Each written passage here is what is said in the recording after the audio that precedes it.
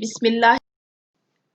Students अस्सलाम वालेकुम। I am Maimoona Karim, lecturer university of education Lahore.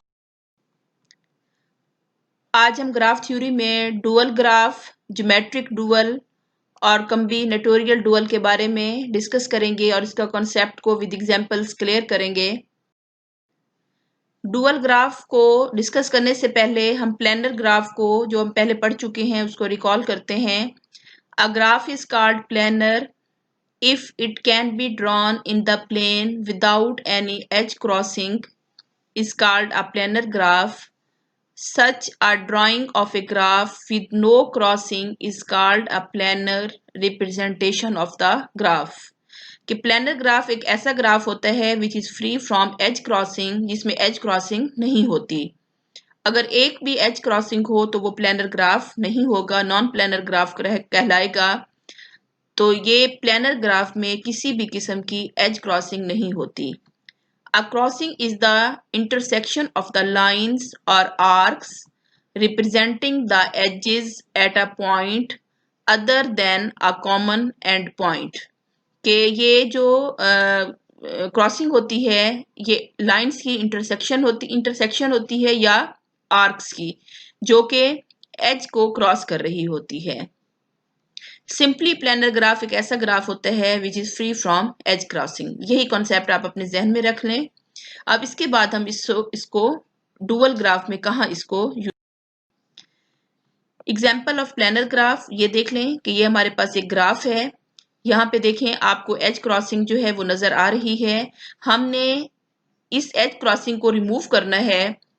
अब आप देखें कि यहाँ पे एज की क्रॉसिंग को रिमूव कर दिया गया है।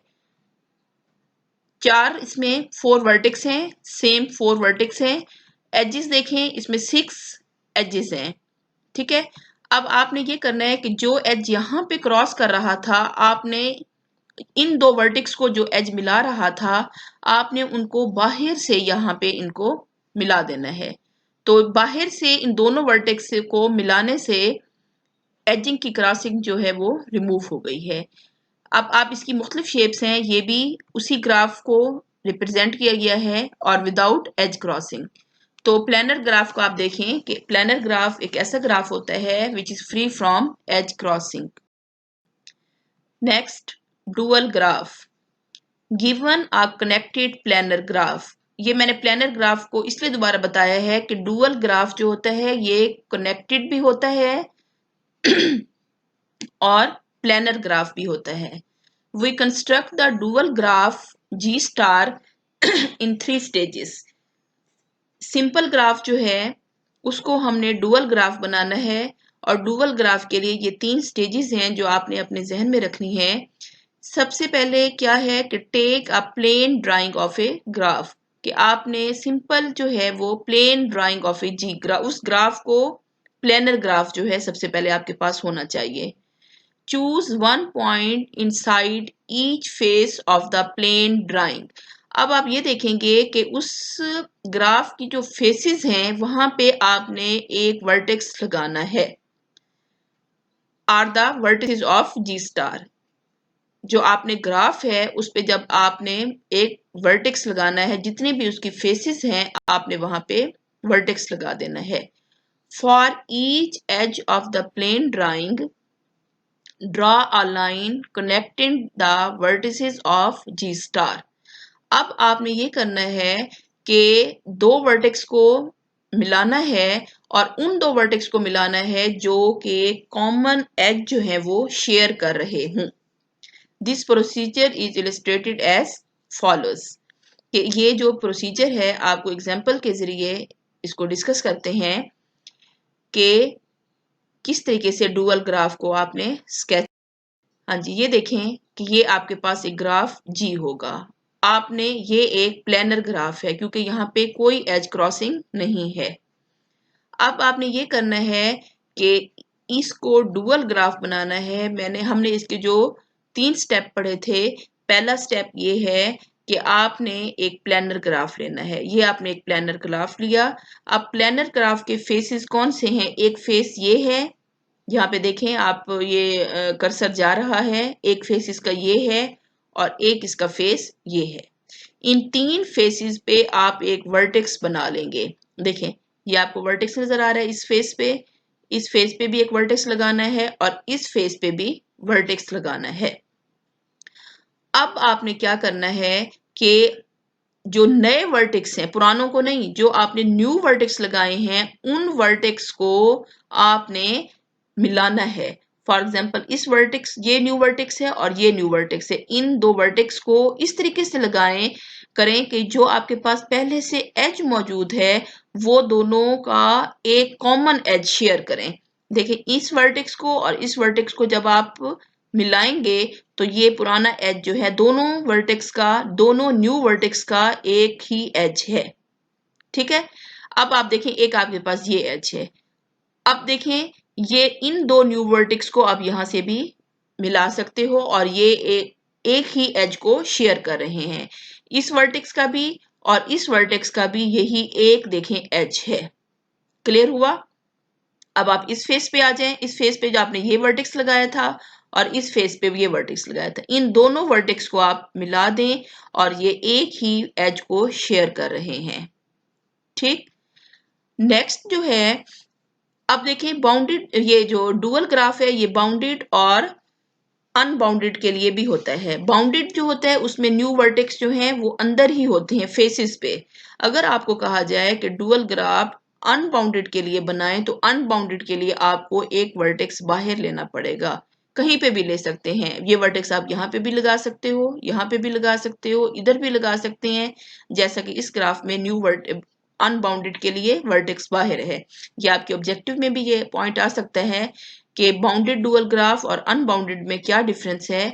बाउंडेड में जितने न्यू वर्टेक्स होते हैं वो उस ग्राफ के अंदर वाली फेसेस पे लगाए जाते हैं, रीजन पे लगाए जाते हैं, और अनबाउंडेड के लिए आपने वर्टेक्स जो है वो बाहर, उसको ग्राफ से बाहर लगाना है। अब आप देखें, फिर आपने वही काम करना है कि न्यू वर्टेक्स, दो जो न्यू वर्टेक्स हैं, देखिए अंदर वाली फेस में ये वाला न्यू वर्टेक्स जो हमने लगाया था, पुराने को नहीं करना है, इसको बिल्कुल आपने जो पुराने वर्टेक्स हैं उनको आपने छेड़ना ही नहीं है। जो आपके पास न्यू वर्टेक्स है इस फेस पे और जो आपने बाहर लगाया था, आप इनको यहां से दोनों को मिला सकते हो क्योंकि ये एक सेम एज जो है वो शेयर कर रहे हैं। ठीक है, इसी तरीके से यहां से भी इसको आप दोनों को कनेक्ट कर सकते हो क्योंकि ये वाला वर्टेक्स ये शेयर कर रहे हैं। इसी तरीके से ये आपके पास न्यू वर्टेक्स है, इन दोनों को यहां से भी आप कनेक्ट कर, अब इनको यहां से नहीं करना, आप इसको इधर से कनेक्ट कर दो, नहीं कर सकते क्योंकि ये दो एजेस जो हैं वो शेयर हो जाएंगे। हमारी डुअल ग्राफ की ये डेफिनेशन है कि आपने हर दो न्यू वर्टेक्स को इस तरीके से कनेक्ट करना है कि वो एक कॉमन एज शेयर करें। तो आप इस तरह करेंगे, इसको यहां से ले आएंगे, इसी तरीके से इन दो वर्टेक्स को मिलाएंगे तो यहां से इनको कनेक्ट करेंगे। यहां से आपने डायरेक्ट नहीं कर देना क्योंकि यहां से तो 3 एज क्रॉस करेंगे, तो ये हमारी डेफिनेशन जो है उसको फॉलो नहीं कर रहा। आप इसको बाहर से लेके आएंगे और उन न्यू दो वर्टेक्स को मिलाएंगे तो ये एक कॉमन एज को शेयर करें।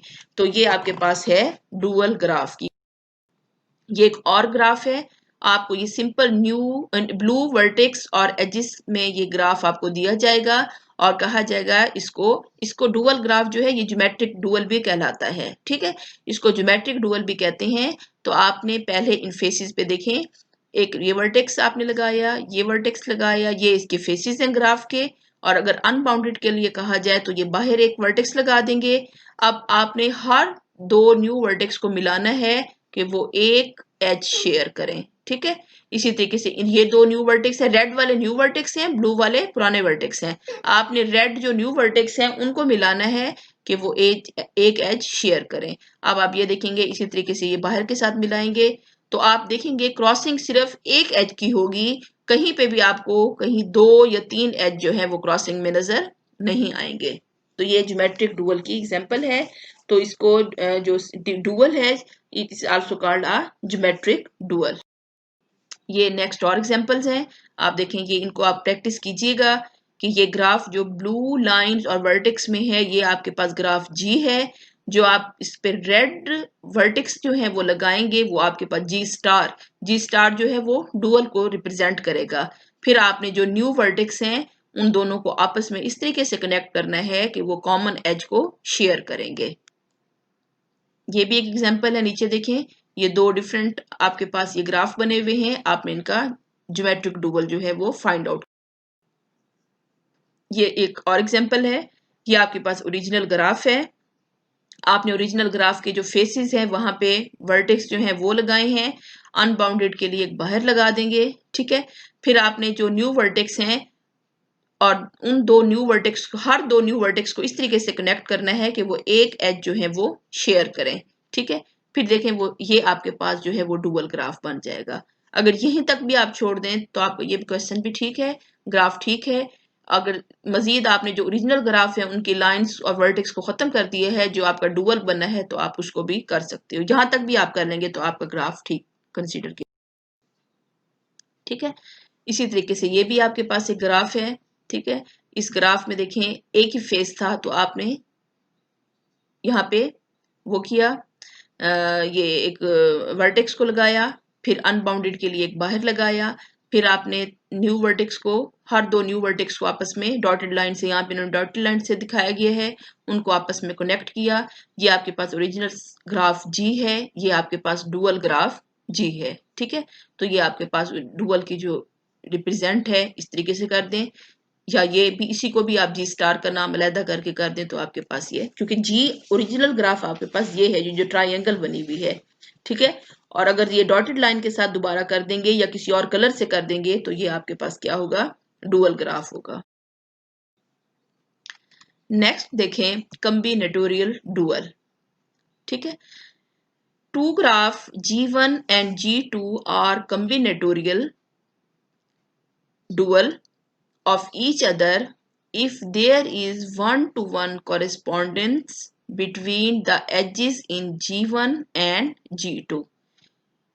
कि आपके पास दो ग्राफ हैं G1 और G2, आपके पास दो ग्राफ होंगे, ये उस वक्त कॉम्बिनेटोरियल डुअल होंगे कि अगर उनके दरमियान वन टू वन कॉरेस्पॉन्डिंग हो between the edges in G1 and G2, so that if H1 is any subgraph of G1 and H2 is any subgraph of G2।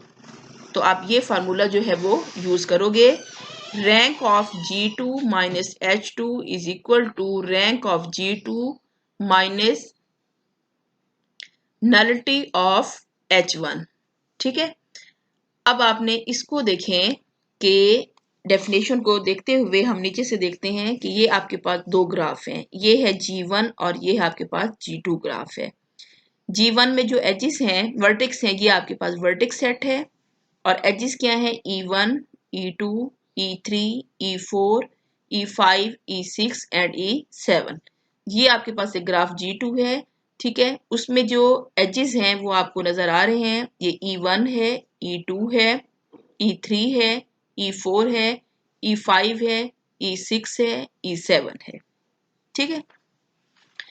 अब देखें कि इन दोनों ग्राफ में आपने एक सब ग्राफ बनाने हैं, G1 का भी सब ग्राफ बना लें और G2 का भी एक सब ग्राफ बना लें।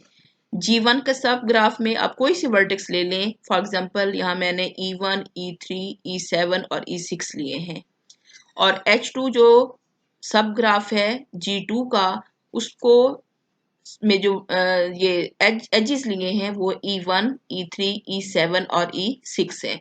यहाँ पे स्टार ऊपर मैंने कर दिया है क्योंकि ये दो ग्राफ थे, G1 था, उसके एजेस को simple E1, E2, E3, E5, E6 और E7 से रिप्रेजेंट किया, यहाँ पे स्टार लगा दिया गया है।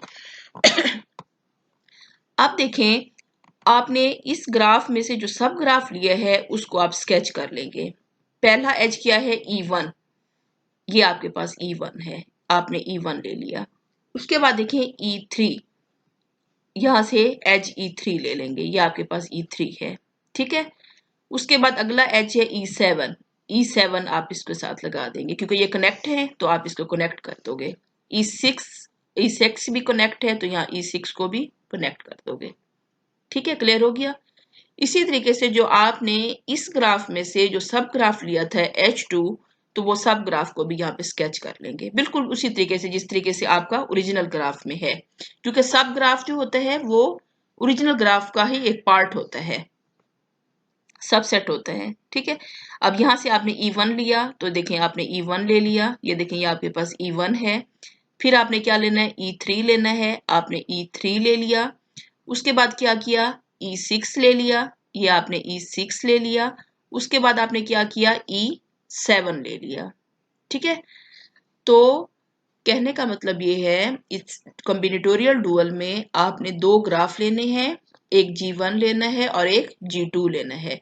G1 का भी एक सब ग्राफ ले लेना है और G2 का भी सब ग्राफ ले लेना है। G1 का जो सब ग्राफ है उसमें H1 का उसको कहा गया है और G2 का जो सब ग्राफ है उसको H2 कहा गया है। जो जो आपने एजेस H1 में लिए हैं आप उसको भी स्केच कर लोगे ग्राफ में, और H2 में भी जो एजेस हैं तो आपको ओरिजिनल ग्राफ से उसका भी एक सब ग्राफ बना लोगे।